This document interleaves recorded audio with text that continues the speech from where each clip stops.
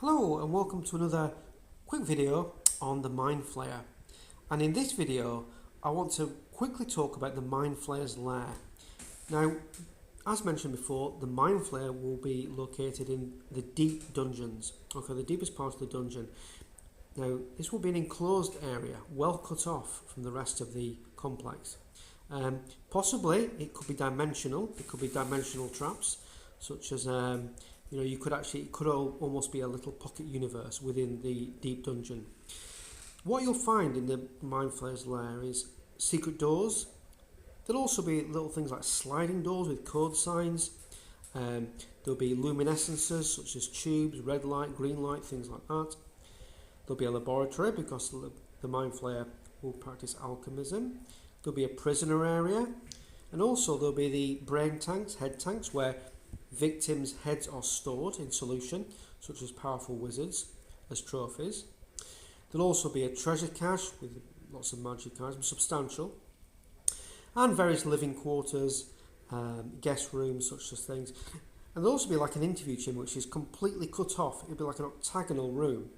Now, this is where the Mind Flayer may give interviews, interrogations, and such things. There'll also be teleport zones as well. They could employ these to quickly move between areas of the lair. Now, what about creatures in the lair? Well, you will definitely find D4+1 doppelgangers, which the Mind Flayer always employs. There'll be a mimic or two.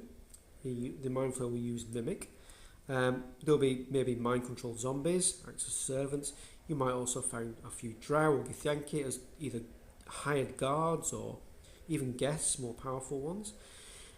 The Mind Flayer may have an assistant. Now, this could be like a vampire, because it may work with the undead, because they both share the idea of cannibalism.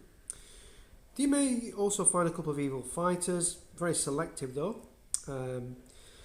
Certain magical creatures, a gelatinous cube perhaps, and also maybe experimental creatures such as human spiders, or like mutated humans, half-limbed humans I call them, or I call them generally aberrations, sort of magically created beings.